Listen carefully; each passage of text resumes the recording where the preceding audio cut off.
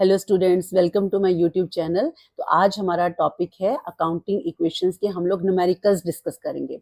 Last video में हमने दो न्यूमेरिकल्स डिस्कस किए थे जो कि आपकी बुक के 1 to 7 न्यूमेरिकल्स को कवर कर रहे थे। ठीक है, तो अगर आपने वो दो न्यूमेरिकल्स ध्यान से समझे हैं तो आप इजीली 1 to 7 अटेम्प्ट कर पाओगे। तो और आज हम फिर से दो न्यूमेरिकल्स डिस्कस करेंगे जो आपके बाकी के जो न्यूमेरिकल्स हैं बुक के वो आप इजिली अटेम्प्ट कर पाओगे। क्लियर? तो चलें स्टार्ट करें। तो सबसे पहला न्यूमेरिकल हमारा क्या है? Prepare accounting equation. हम लोग अकाउंटिंग इक्वेशन प्रिपेयर करेंगे। तो the first transaction is Harish started business with cash 70,000। तो देखो ड्यूल एस्पेक्ट के ऊपर बेस्ड है। तो यहाँ पे बिजनेस में क्या आया है? कैश आया है 70,000 का। और रीजन क्या है, कहाँ से आया ये कैश? ये बिजनेस में कैपिटल इन्वेस्ट हुई है। क्लियर? तो यहाँ पे ट्रांजेक्शन ये फॉर्मेट है और यहाँ पे ट्रांजेक्शन मैंने ऑलरेडी लिख रखी है, आपने 1 by 1 लिखनी है। तो ये फर्स्ट ट्रांजेक्शन हमारी है स्टार्टेड बिजनेस विद कैश। तो यहाँ पे कैश आया, हमारा एसेट है कैश, तो हमने यहाँ कैश लिखा। कैश कितना आया बिजनेस में? 70,000। और ये 70,000 दूसरा एस्पेक्ट क्या है? ये क्या है? कैपिटल इन्वेस्टेड है, तो हमने कैपिटल के नीचे 70,000 लिखा। लायबिलिटीज ट्रांजेक्शन में कोई नहीं है। ठीक है, अब चले नेक्स्ट ट्रांजेक्शन पे। तो यहाँ पे purchase goods for cash 35,000 and on credit 10,000। देखो यहाँ पे हम लोग स्टॉक परचेज कर रहे हैं, यहाँ स्टॉक परचेज कर रहे हैं और जो स्टॉक परचेज कर रहे हैं वो 35,000 कैश पे कर रहे हैं और जो 10,000 का है वो क्रेडिट पे परचेज कर रहे हैं। इसका मतलब इस ट्रांजेक्शन में जो स्टॉक टोटल, देखो टोटल स्टॉक कितना आया, चाहे कैश पे परचेज किया चाहे क्रेडिट पे, टोटल स्टॉक तो हमारा 45,000 आया। ठीक है, और कैश हमारा जो है वो रिड्यूस हो गया कितना? 35,000, क्योंकि हम कैश से परचेज कर रहे हैं, हम कैश पेमेंट कर रहे हैं। और जो क्रेडिटर हुए, जो लाइबिलिटी हो गई, जो उधार पे स्टॉक परचेज किया है वो 10,000। क्लियर? तो यहाँ पे लिखा हमने second transaction purchase goods on cash and on credit. तो सबसे पहले बेटा आया क्या है बिजनेस में? स्टॉक आया है। स्टॉक हमारा एसेट होता है, हमने यहाँ पे स्टॉक लिखा और स्टॉक टोटल कितना था? 45,000। और जो कैश हमारा रिड्यूस हुआ था, क्योंकि कैश परचेज किया था तो 35,000 कैश रिड्यूस हो गया। और जो क्रेडिट पे परचेज किया था वो लाइबिलिटी हो गई और लाइबिलिटी हमने लिखा क्रेडिटर। और क्रेडिटर यहाँ पे कितना था हमारा? 10,000। बाकी कैपिटल में कोई चेंज नहीं आया है। यहाँ पे भी स्टॉक में हम जीरो फिल करेंगे। तो हर ट्रांजेक्शन के बाद न्यू इक्वेशन आती है। तो अब न्यू इक्वेशन के अकॉर्डिंगली हमारे बिजनेस में कैश कितना अवेलेबल है? 35,000 कैश है बिजनेस में और जो स्टॉक है वो है 45,000 और जो क्रेडिटर्स हैं वो 10,000 और जो कैपिटल है वो 70,000। तो दोनों साइड्स हमारी इक्वल है, एसेट्स लायबिलिटी प्लस कैपिटल के इक्वल है। ठीक है, अब देखो थर्ड ट्रांजेक्शन है rent paid ₹1,000 and rent outstanding ₹200। देखो दोनों रेंट है, चाहे रेंट पे किया है 1,000 चाहे रेंट नहीं पे किया है, पर बेनिफिट तो ले लिया। ठीक है, तो इसका मतलब ये दोनों को मिला के ये एक्सपेंस हुआ। एक्सपेंस कितना हुआ? 1,200। ठीक है, और जो रेंट पे किया है 1,000, ये इसने क्या किया? कैश रिड्यूस किया। तो कैश हमारा जो है रिड्यूस हो गया, कितने से रिड्यूस हो गया? 1,000 से। और बच्चे जो रेंट पे नहीं किया है, क्योंकि बेनिफिट तो ले चुके हैं, वो रेंट जो आउटस्टैंडिंग है, वो रेंट आउटस्टैंडिंग हमारी क्या हुई? लायबिलिटी हुई, जो कि कितनी है? 200। ठीक है, अब हम अपने अकाउंटिंग इक्वेशन में लिखिए। तो यहाँ पे थर्ड ट्रांजेक्शन है rent paid and rent outstanding. तो सबसे पहले ये एक्सपेंस है, हमने यही कहा था। तो एक्सपेंस जो है वो हमारे कैपिटल में से माइनस हो जाएंगे। तो हमने 1,200 माइनस किया और जो कैश पे किया वो 1,000 पे किया था, उससे कैश रिड्यूस हो गया। और जो नई लाइबिलिटी आई है वो हमारी लाइबिलिटी क्या है? वो है हमारी लाइबिलिटी रेंट आउटस्टैंडिंग। तो रेंट आउटस्टैंडिंग हमारी लाइबिलिटी हुई, तो हमने यहाँ पर 200 लाइबिलिटी लिख दिया। बाकी कोई चेंज नहीं है, स्टॉक पे जीरो फिल कर दिया, क्रेडिटर पे भी कोई चेंज नहीं है और बाकी इस रेंट आउटस्टैंडिंग की जो लाइन है यहाँ पे भी हमने जीरो फिल कर दिया। अब न्यू इक्वेशन कितनी आई है? तो न्यू इक्वेशन हमारी हमारे बिजनेस में 34,000 कैश है, स्टॉक है 45,000 और जो क्रेडिटर्स हैं वो हैं 10,000 और जो रेंट आउटस्टैंडिंग लाइबिलिटी 200 और जो कैपिटल है वो है 68,800। क्लियर। चलिए नेक्स्ट ट्रांजेक्शन पे। अब देखो एक्रूड इंटरेस्ट, देखो एक्रूड इंटरेस्ट का मीनिंग है कि interest due but not received, कि ड्यू डेट आ चुकी है, हमने आज इंटरेस्ट रिसीव करना था, हमें इनकम हो चुकी है लेकिन नहीं रिसीव किया है, इस वजह से वो फ्यूचर में आएगा पैसा, और जो फ्यूचर में पैसा लेके आते हैं वो क्या होते हैं, वो हमारे एसेट्स होते हैं। तो दूसरा हमारा ये एसेट हुआ और इस एसेट का नाम क्या हुआ, एक्रूड इंटरेस्ट। तो देखो इनकम हमारी जो होगी वो कैपिटल में ऐड हो जाएगी और ये हमारा एसेट है। अब हम क्या करेंगे, यहाँ पर लिखेंगे फोर्थ ट्रांजेक्शन एक्रूड इंटरेस्ट। तो सबसे पहले ये हमारी इनकम है और इनकम हमने क्या किया, कैपिटल में ऐड किया। तो हमने 500 कैपिटल में ऐड किया because it is an income. Okay, और दूसरी चीज क्या है, वो अभी पैसा आया नहीं है, फ्यूचर में आएगा। तो यहाँ पे हमारा न्यू एसेट आया एक्रूड इंटरेस्ट और यहाँ पे हमने लिखा 500। बाकी no change in cash, no change in stock, no change in creditors और रेंट आउटस्टैंडिंग पे भी कोई चेंज नहीं है। तो हमने सारी जगह क्या किया, जीरो फिल कर दिया जहां जहां पे कोई भी चेंज नहीं है। ठीक है, तो अब न्यू इक्वेशन क्या आ गई इसके बाद, इसके बाद न्यू इक्वेशन आई है कि 34,000 कैश है और 45,000 जो है स्टॉक है और जो एक्रूड इंटरेस्ट हमारा एसेट है वो 500 है और यहाँ पे क्रेडिटर्स 10,000 और रेंट आउटस्टैंडिंग 200 और जो हमारी कैपिटल है वो है 69,300। क्लियर। नेक्स्ट चलें। नेक्स्ट है गुड्स डिस्ट्रॉयड बाय फायर। तो देखो यहाँ पे स्टॉक जो है डिस्ट्रॉय हो गया फायर की वजह से। तो यहाँ पे क्या हो गया, एक तो स्टॉक कम हो गया, स्टॉक चला गया, रिड्यूस हो गया, कितने से 500 से। दूसरी चीज बच्चे ये क्या है, ये एक तरह से लॉस है, या इसे लॉस कह लो या एक्सपेंस कह लो, ये हमारा कैपिटल में से माइनस हो जाएगा। क्लियर। तो नेक्स्ट ट्रांजेक्शन हमारी क्या है, गुड्स डिस्ट्रॉयड बाय फायर। एक तो स्टॉक रिड्यूस हो गया तो हमने यहाँ पे स्टॉक में से माइनस किया। तो स्टॉक में से हमने कितना माइनस किया, कितना रिड्यूस हो गया था 500। और दूसरा बेटा ये लॉस था, तो लॉस हमारा क्या है, कैपिटल में से माइनस हो जाएगा 500।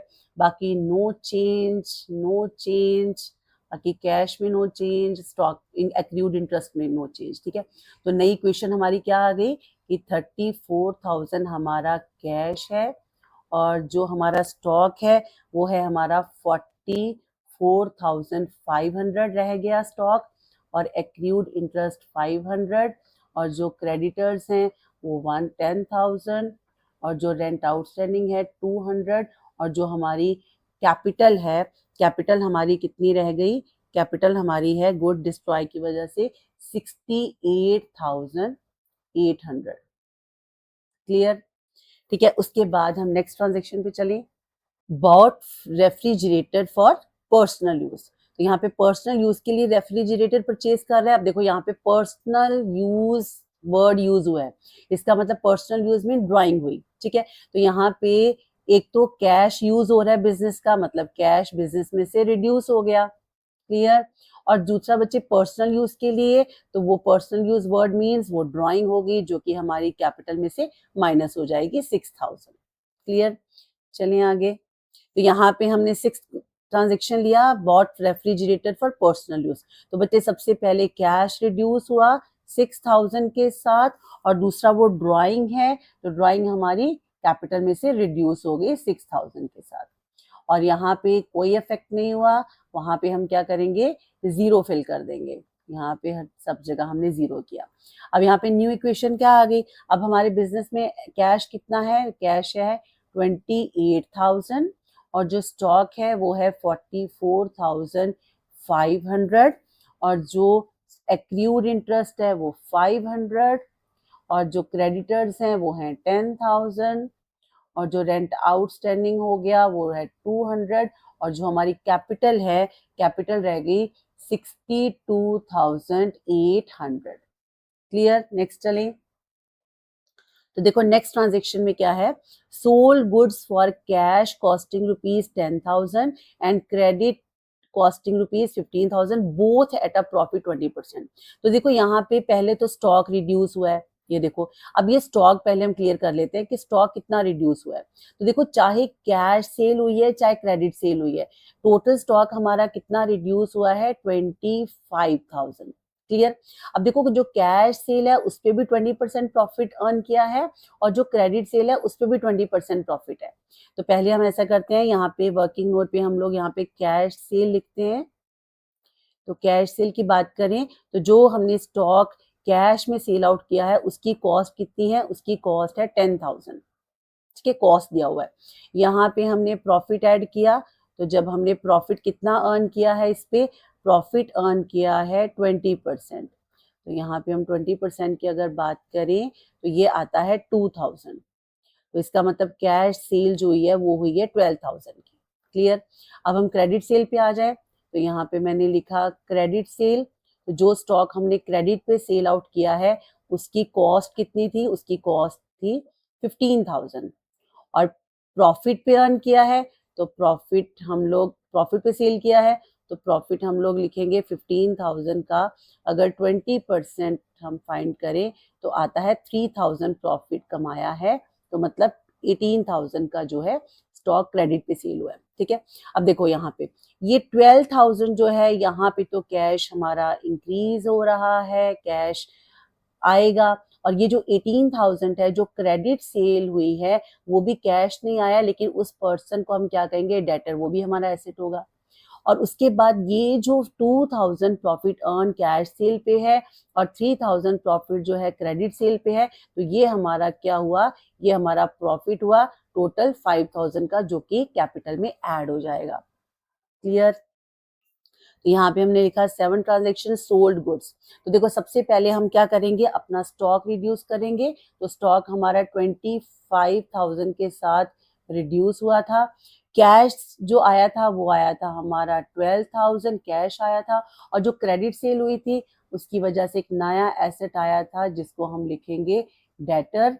और डेटर के नीचे हमने कितना लेना है उस डेटर से, 18,000।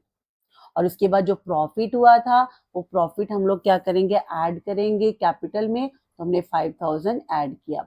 बाकी जहाँ पे कोई चेंज नहीं है वहां पे हम लोग जीरो फिल करेंगे। तो हमने क्या किया, सब जगह जीरो फिल कर दिया। ठीक है। तो ये हमारी लास्ट ट्रांजेक्शन थी। इसके बाद न्यू इक्वेशन है। तो क्योंकि हर ट्रांजेक्शन के बाद आपकी न्यू इक्वेशन फाइंड होती है कि हमारे बिजनेस की फाइनेंशियल पोजीशन क्या है। ठीक है। तो न्यू इक्वेशन क्या आई है हमारी, कैश हमारा कितना है 40,000। तो ये हमारा कैश है 40,000। और उसके बाद हमारा जो स्टॉक है वो है 19,500। और जो एक्रूड इंटरेस्ट है वो 500। और जो डेटर्स है वो 18,000। क्लियर। और यहाँ पे क्रेडिटर्स जो है वो है 10,000। और जो रेंट आउटस्टैंडिंग वो हमारे 200। और जो हमारी कैपिटल है वो आ गई 67,800।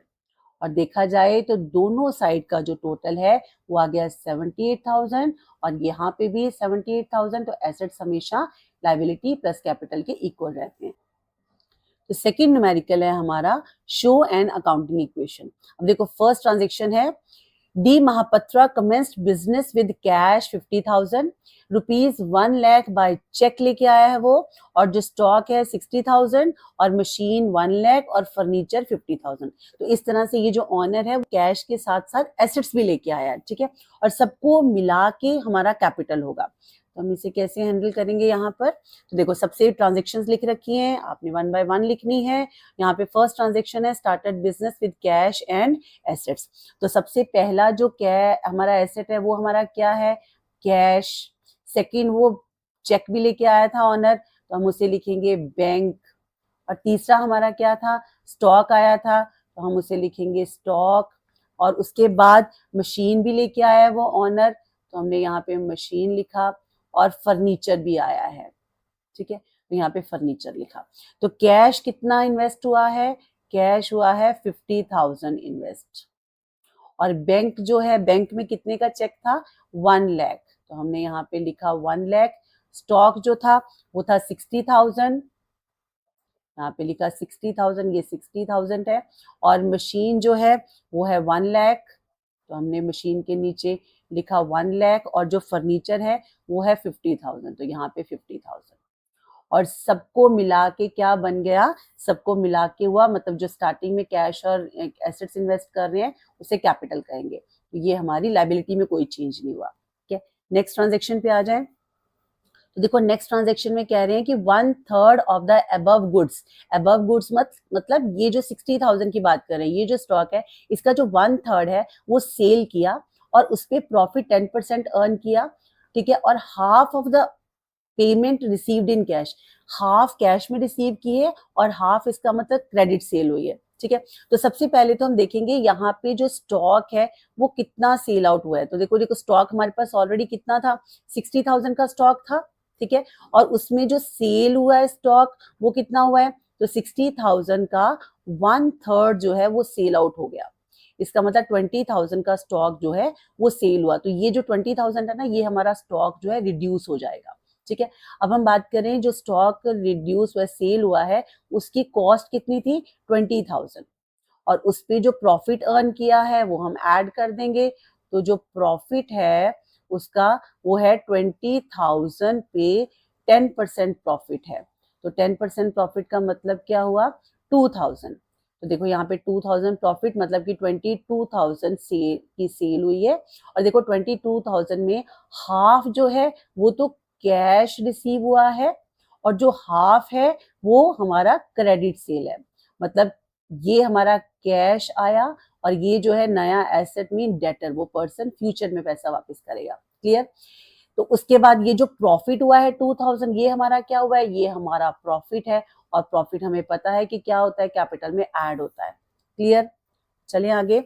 नेक्स्ट ट्रांजेक्शन हमारी क्या है, sold goods on cash and credit. तो बेटा सबसे पहले हम लोग स्टॉक में से माइनस करेंगे। तो स्टॉक हमने कितने का सेल आउट किया था, 20,000 का, और जो कैश आया था इसको सेल आउट करके 11,000 कैश था और हाफ जो है 11,000 का हमारा डेटर था।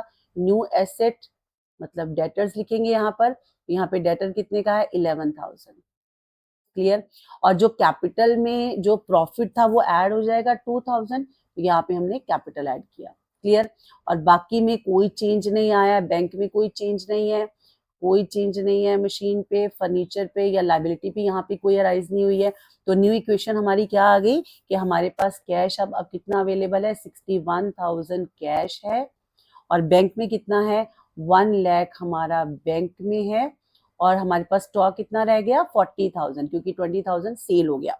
और यहाँ पे मशीन भी अभी 1 लाख की ही है और फर्नीचर जो है वो है 50,000 और जो डेटर्स हैं वो हमारे 11,000 और लाइबिलिटी में कोई चेंज नहीं, मतलब है ही नहीं है लाइबिलिटी फिलहाल। और जो कैपिटल है वो कितनी आ गई, 3,62,000, 2,000 प्रॉफिट ऐड हो गया। चलिए नेक्स्ट ट्रांजेक्शन पे देखो। नेक्स्ट ट्रांजेक्शन है हमारी डेप्रीसिएशन ऑन मशीन। तो देखो डेप्रीसिएशन ऑन मशीन की बात चल रही है, मतलब मशीन की वैल्यू क्या हो गई, कम हो गई। ठीक है, तो पहले हम ऐसे करते हैं, इसको रब कर लेते हैं अपने वर्किंग नोट को। तो ये हमारा डेप्रिसिएशन ऑन मशीन 10%। तो देखो मशीन की कीमत कितनी है, ऊपर मशीन थी हमारे पास, मशीन कितने का था हमारा, ये हम थर्ड ट्रांजेक्शन कर रहे हैं। तो मशीन कितने की थी, 1 लाख की। ठीक है, और उसमें डेप्रिसिएशन कितना हुआ, डेप्रिसिएशन हुआ हमारा 10%। तो हमने 1 लाख का 10% फाइंड किया, तो यहाँ पे कितना आ गया, 10,000। तो 10,000 हमारा क्या हो गया, डेप्रिसिएशन। अब ये डेप्रिसिएशन जो 10,000 है वो क्या है, वो एक तो एक्सपेंस है जो कि कैपिटल में से माइनस हो जाएगा और दूसरा डेप्रिसिएशन फॉल हो गया, वैल्यू मशीन की वैल्यू में क्या हो गई, गिरावट हो गई, तो मशीन में से माइनस हो जाएगा। क्लियर, तो थर्ड ट्रांजेक्शन हमारी क्या है, डेप्रीसिएशन ऑन मशीनरी। तो बेटा सबसे पहले हम मशीन में से 10,000 माइनस करेंगे क्योंकि मशीन की वैल्यू कम हो गई है 10,000 के साथ, तो हमने मशीन में से माइनस किया। और दूसरा ये क्या है, ये नॉन कैश एक्सपेंस है, तो ये कैपिटल में से माइनस हो जाएगा। बाकी में कोई चेंज नहीं आया, तो बाकी में हम लोग क्या करेंगे, सब जगह जीरो फिल कर देंगे। ठीक है, बैंक में कोई चेंज नहीं है, स्टॉक में कोई चेंज नहीं है। अब न्यू इक्वेशन क्या आ गई कि कैश कितना है बिजनेस में, 61,000 कैश है और 1 लाख हमारा बैंक में है और जो स्टॉक है वो है 40,000 और जो मशीन रह गई है वो रह गई है अब 90,000 की। फर्नीचर में कोई चेंज नहीं है, वो 50,000 ही है और डेटर्स हमारे 11,000, यहाँ पे लाइबिलिटी में 0 फिल करेंगे और जो हमारी कैपिटल है वो हमने 10,000 रिड्यूस होगी तो हमारी कितनी आ गई 3,52,000। क्लियर। चलिए नेक्स्ट ट्रांजेक्शन पे।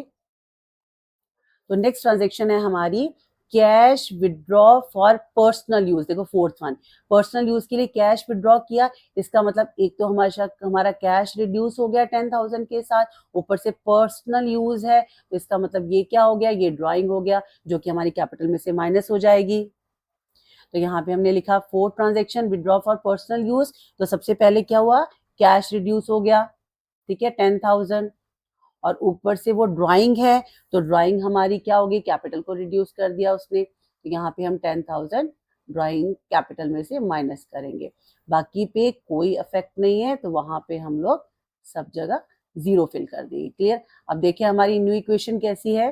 तो न्यू इक्वेशन में क्या है कि कैश कितना है, कैश है 51,000 और जो बैंक है वो अभी भी 1,00,000 ही चल रहा है, और जो स्टॉक है वो हमारा 40,000, और उसके बाद जो हमारी मशीन है वो है 90,000, और फर्नीचर है 50,000, और जो डेटर्स हैं वो हैं 11,000, और यहाँ पे लाइबिलिटी 0, और यहाँ पे जो कैपिटल आई है वो कितनी होगी 3,42,000।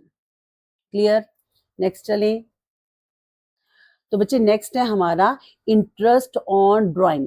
तो देखो इंटरेस्ट ऑन ड्राइंग की अगर हम बात करें, यहाँ पे हम लोग interest on drawing fifth question की, तो देखो इंटरेस्ट लगे ड्राइंग पे, तो ड्राइंग ऊपर कितनी थी, ड्राइंग अभी अभी हमने किया है ना 10,000 ड्राइंग है, ये हमारी ड्राइंग है, तो हमने यहाँ पे लिखा ड्राइंग हमारी कितनी है, ड्राइंग जो है वो है 10,000 और उस पे इंटरेस्ट ऑन ड्राइंग, तो इंटरेस्ट ऑन ड्राइंग कितना हुआ 5% इंटरेस्ट ऑन ड्राइंग है, तो यहाँ पे जब 5% उसका फाइंड किया तो यहाँ पे कितना आया 500 हमारा इंटरेस्ट ऑन ड्राइंग है। अब देखो ये जो इंटरेस्ट ऑन ड्राइंग है ना, ये होता क्या है, देखो इंटरेस्ट ऑन ड्राइंग में ड्राइंग क्या था कि जो प्रोप्राइटर है वो अपने पर्सनल यूज के लिए पैसा निकाल के लेके गया था बिजनेस में से, और अब जो इस पे जो इंटरेस्ट लगेगा वो ऑनर ने बिजनेस को देना है, तो जब ऑनर बिजनेस को ये इंटरेस्ट देगा तो बिजनेस के लिए क्या होगी, ये बिजनेस के लिए इनकम होगी। अब ये इनकम जो है, क्योंकि हम सोल प्रोप्राइटरशिप बिजनेस कर रहे हैं, ठीक है, अब ये जो इनकम है बिजनेस की ये क्या होगी, कैपिटल में ऐड हो जाएगी, तो ये कैपिटल में क्या हो जाएगी, ऐड हो जाएगी, क्योंकि बिजनेस की इनकम है और बिजनेस की इनकम भी कैपिटल में ऐड होती है।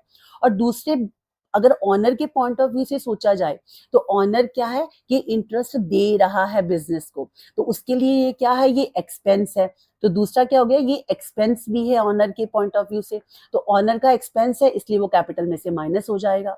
क्लियर। तो चलिए, तो यहाँ पे हमने लिखा fifth transaction interest on drawing, तो देखो ये सारी दोनों इफेक्ट इसके ना कैपिटल में ही है। एक बार तो हम इसको ऐड करेंगे 500, क्यों, क्योंकि ये इनकम है बिजनेस की और इनकम कैपिटल में ऐड होती है, और दूसरा हम यही 500 यहाँ पे माइनस करेंगे, क्यों, क्योंकि ये ऑनर के पॉइंट ऑफ व्यू से तो एक्सपेंस है, खर्चा है उसका, बाकी पे कोई भी अफेक्ट नहीं है, बाकी किसी भी आइटम पे कोई अफेक्ट नहीं हुआ, तो वहां पे हम लोग क्या करेंगे 0 फिल कर देंगे।